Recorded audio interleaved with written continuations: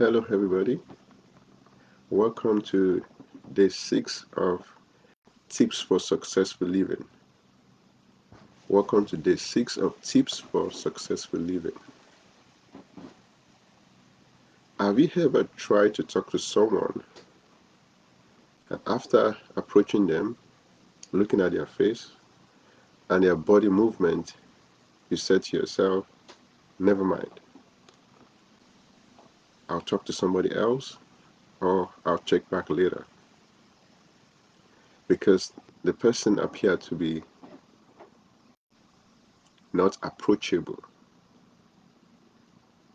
Therefore, what we're talking about today is be approachable. On Tips for Successful Living today, the tip is be approachable. Most of the time, we try to be in control of the things that we do. And of course, when we need something, we approach people. And that gives us the benefit to be able to get answers or get a request from such individuals or in such situations.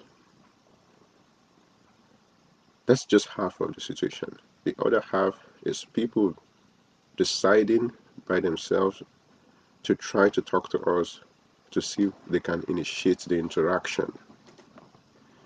And if for whatever reason, when they try to initiate such interaction, they consider us not approachable, that means that they tend to withdraw from the whole conversation. If they withdraw, that means whatever blessing or opportunity that could have come from such interaction would be gone. Such opportunity is gone forever. In essence, that means that if somebody is not approachable, that means that most of the benefit, blessings, and opportunities that they receive will probably be the ones that they initiate by themselves, which should be like half of the whole opportunities or blessings they're supposed to receive, because they are just one person. If you're just one person, you can initiate only in one way. The other direction is the person trying to talk to you. And if the person cannot get to you or decided they don't want to because you appear to not be approachable, that means that such opportunity is gone. So what can we do to solve the situation? What is the recommendation? The first recommendation is to smile as much as possible. Just smile. Smiling is free. You don't have to pay money to smile. And that gives people encouragement to try to talk to us if we smile. The second one is to listen. That's even more challenging. I feel like it's easier to smile than to try to listen, especially if somebody's saying something like, yeah, I don't agree with what you're saying. So it takes a lot of discipline to allow the person to finish what they're saying before telling them, well, I don't agree with what you're saying. I'm not going through with this discussion that we're having. So it takes a lot of discipline and practice. It seems easy to say, oh, listen, everybody listen. We listen every day. But the way we listen should be better, could be better. That makes us approachable. Then gestures could be better, body language also could be better. Then also questions. It's natural when people say something, you want to ask them question. And most of the time, what we do is to stop people right in their conversation, in the middle of their conversation, to try to ask question.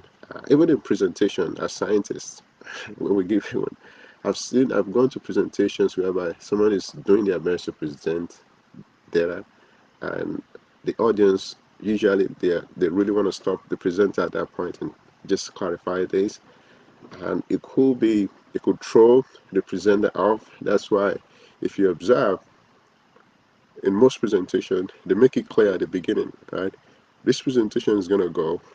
We don't expect you guys to have questions at this middle of the presentation or at the beginning, but We hope that you have questions at some point, but we want you to keep your question to the end so that at the end you can ask your question. Or another person can say, well, I'm hoping to be interrupted. I don't think it's going to distract me. It's my style. So it's also depend on the style of the person talking. But generally, most people don't want to be interrupted with questions. Most people want to finish what they're saying before you ask questions. And also the way questions are asked is also important, such that you can ask questions, you can in a respectful way, and also let the person know maybe you don't agree with what the person is saying. Uh, but usually it's better to allow the person to finish and say, well, I heard, listen to everything you said. This is my question, or I don't agree with what you say, such that next time they can approach. They are not approaching because they know for sure you're going to say yes, but they're approaching because they know you're going to listen, and eventually, if you have to say no, you can still say no. No is something that we should all be able to say, and nobody should be forced to say yes to something they don't want to do. But then you want to make sure people are really encouraged and they feel comfortable to approach you, such that you don't miss half of the blessings that you're supposed to have. This is the tip for today on tips for successful living. This tip is be approachable so that you can have more opportunities, more blessings, more interactions, more connections, more network. Because we say your network is your net worth. That is going to determine how much influence you can make around. Thank you for listening today, and I'll see you tomorrow. Bye.